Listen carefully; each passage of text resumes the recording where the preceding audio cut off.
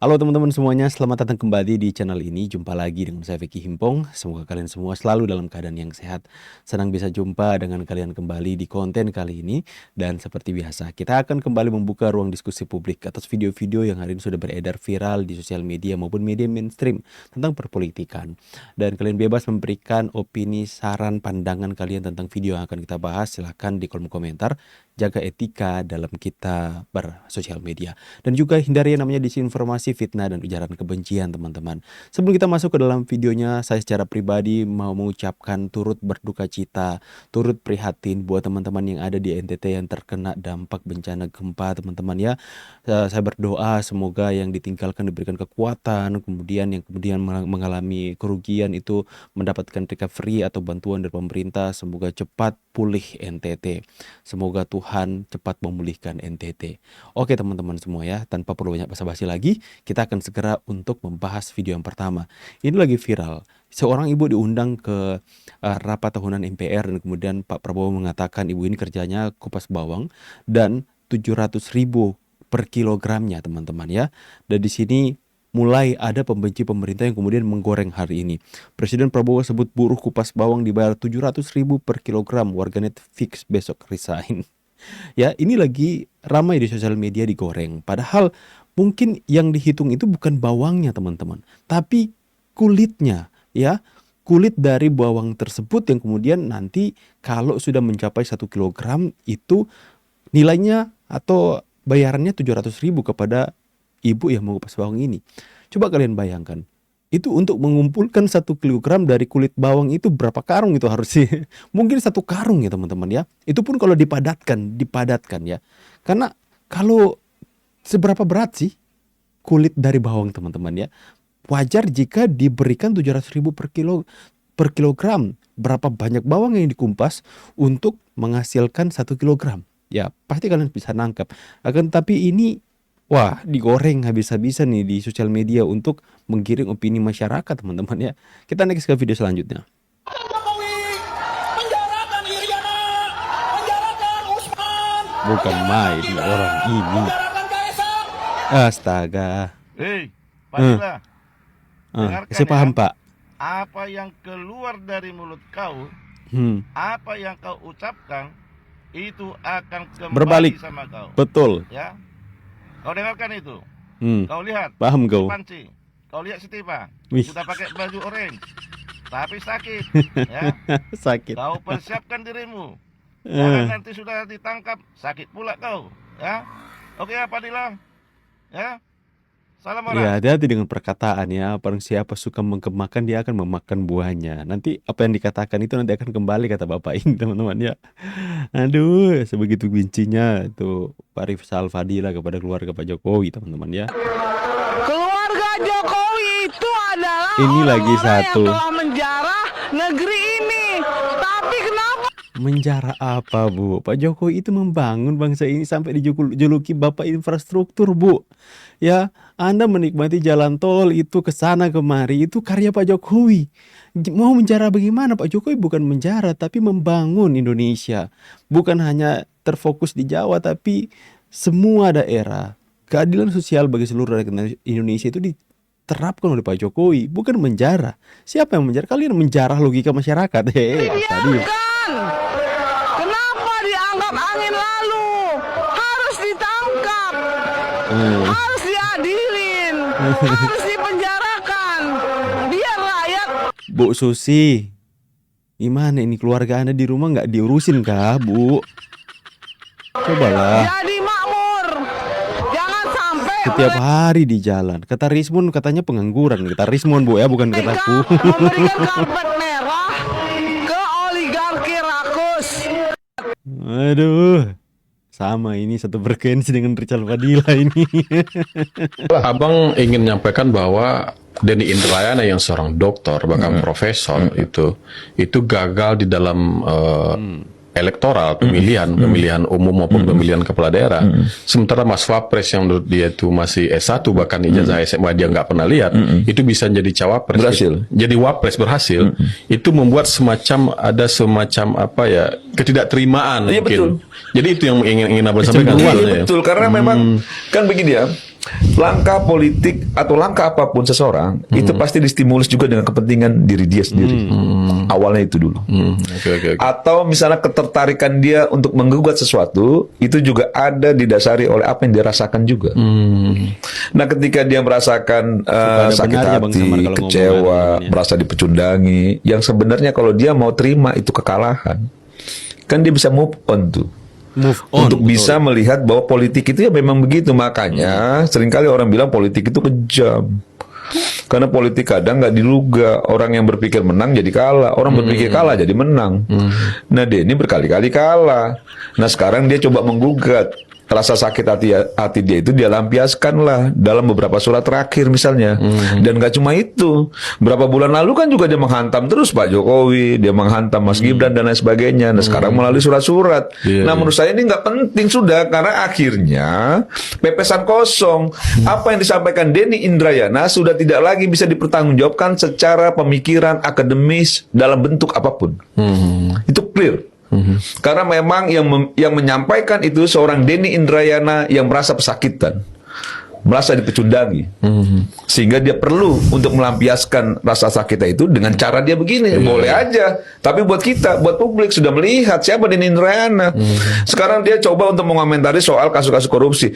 Kenapa dia nggak memperjelas sendiri soal tersangka dia, ya ditetapkan sebagai tersangka dugaan kasus tindak pidana korupsi? Mungkin mengupayakan deponering Iya, atau apalah yang paling penting SP3 bisa jelas gitu loh. Iya, Jangan iya. juga akhirnya seakan-akan dia mengomentari orang dengan dalilnya rasa keadilan.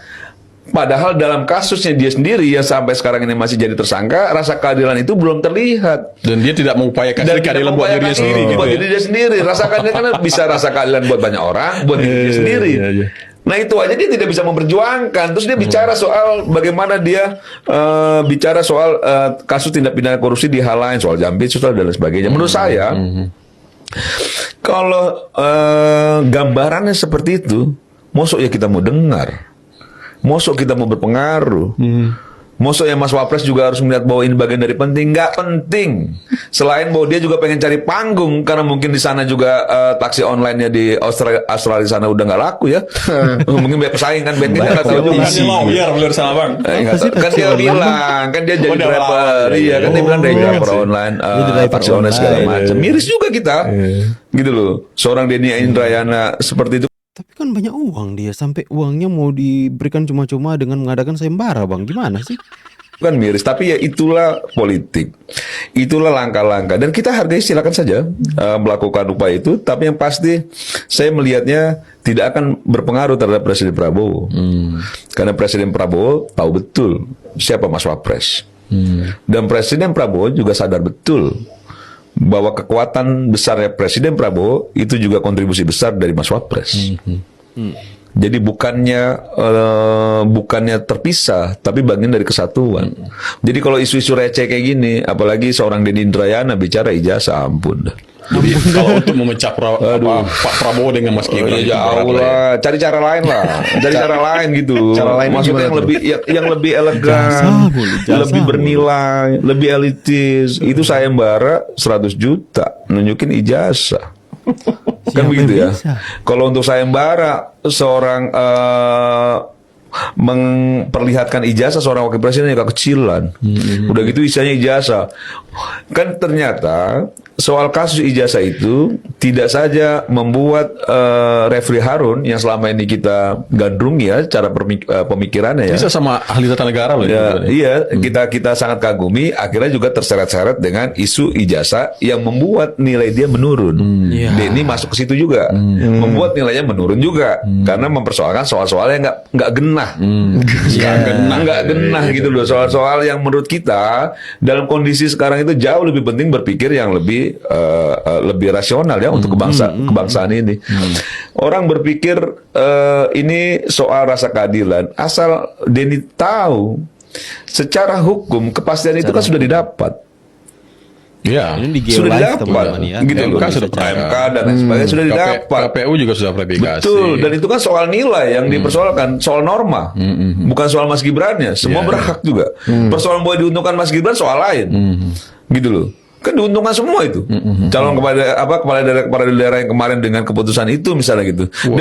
Dan harus juga Denny Indrayana mengulik perjalanan politiknya Mas Gibran. Yes. Jangan cuma sekedar ngomong, jangan juga dianggap bahwa ini ambisinya Pak Jokowi dan Mas Gibran sebagai wapres.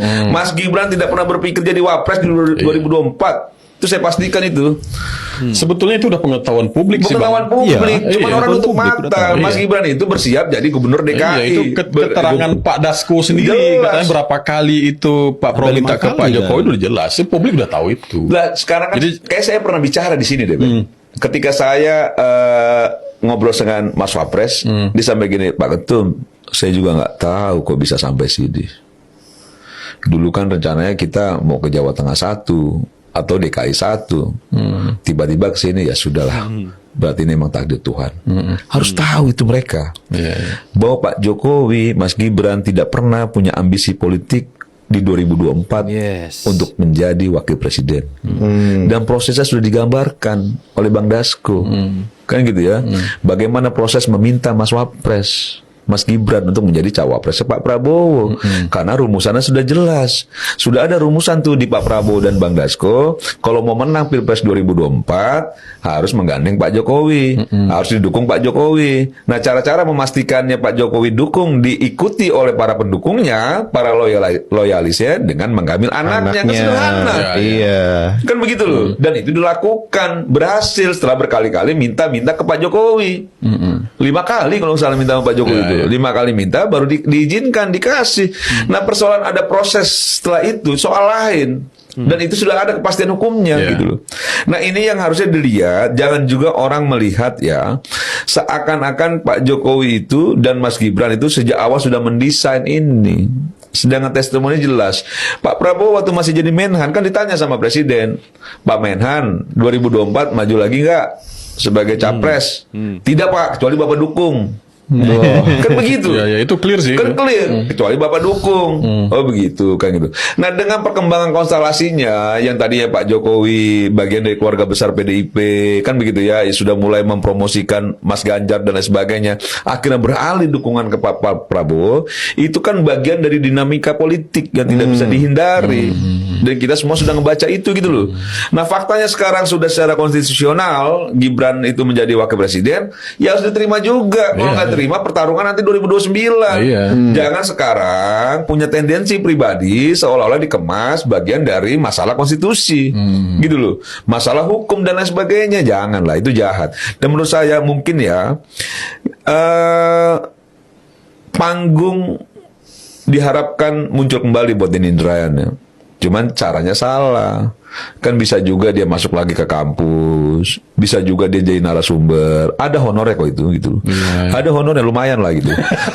Enggak dibanding dia akhirnya cari-cari panggung untuk dirinya sambil coba untuk jahil gitu loh, jewer-jewer orang gitu yang nggak jelas gitu loh. Udahlah baik-baik aja. Dia kan profesor doktor, misalnya gitu loh. Dia punya latar belakang akademisi dan lain sebagainya. Fokus di situ. Orang juga akan melihat bahwa dia masih punya nilai. Kalau sekarang dia memainkan isu ini terus, akhirnya orang melihat nilai dia semakin jatuh, semakin jatuh, semakin jatuh. Lama-lama nggak dihargai orang, karena udah pecundang gitu ya. Udah beberapa kali ikut kontestasi kalah, udah jadi pecundang, tapi sudah tidak punya nilai. Makin hancur hidupnya nanti. Kalau saran saya orang yang melihat bahwa kasihan, apalagi masih disematkan status dia tersangka dia. Nah ini kan kecewaannya kan luar biasa ya. Dan sakit hati. Orang kalah Ben, nggak enak Ben. Saya juga pernah kalah Bang, emang nggak enak sih. Kau rasakan kan?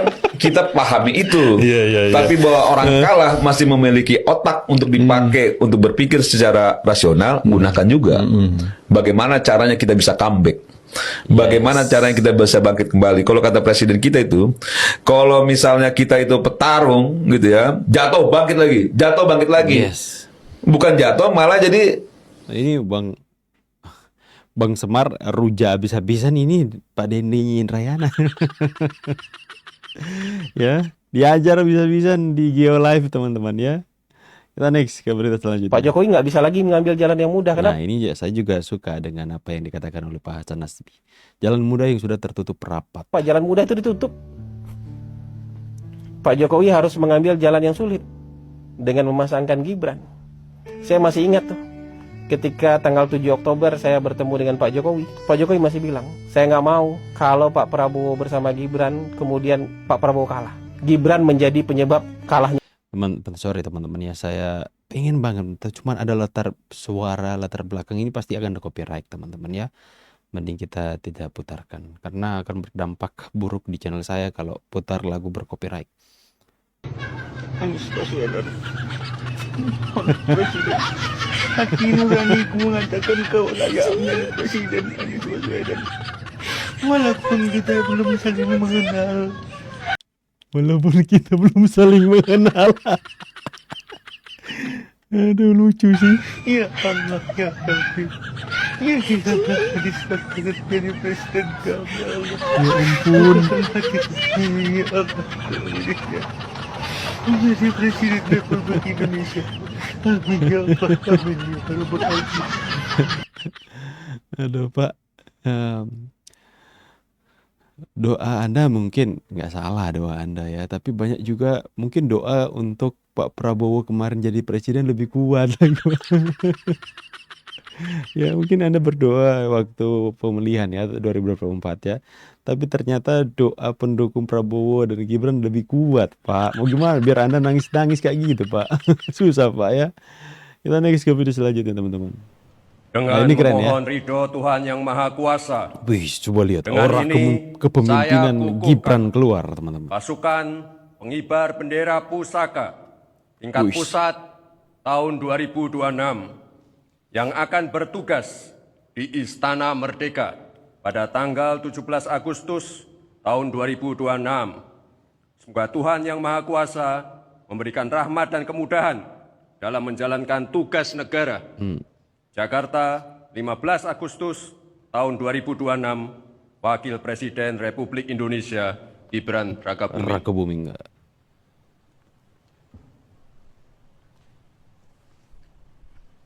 Penyematan Upacara lencana pengukuhan merah putih pasukan Garuda pengibar bendera dan pusaka. pemasangan kendit kepada pemimpin upacara secara simbolis sebagai tanda pengukuhan anggota pasukan pengibar bendera pusaka Keren, teman-teman, oleh ya. pembina upacara.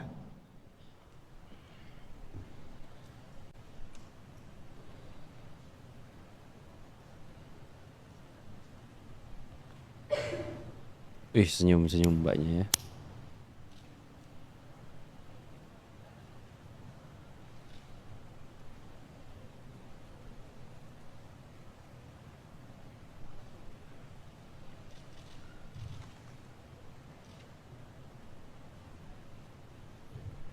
Hormat. Mantap. Siap.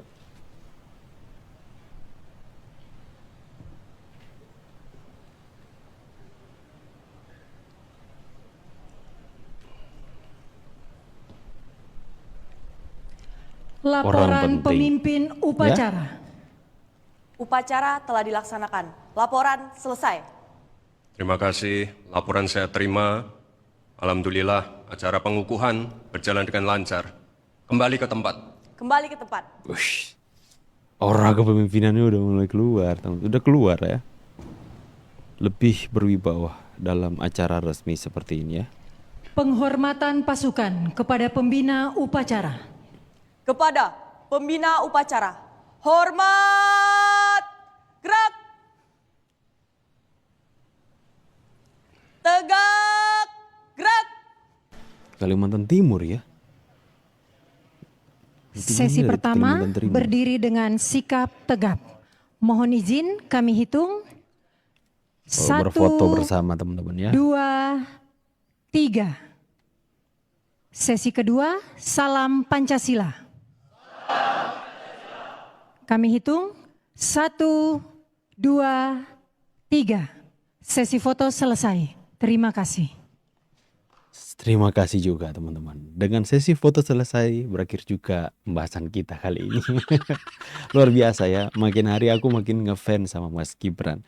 Bagaimana pendapat kalian tentang apa yang kemudian kita bahas dalam video-video tadi, tentang bagaimana ya Ketua Rampan Nusantara Bang Semar itu seperti mengkantar habis-habisan apa yang kemudian dihadirkan oleh Denny Indrayana ke publik tentang sayembaranya. Katakan itu tidak penting dan itu adalah wujud dari sakit hati karena kalah kontestasi.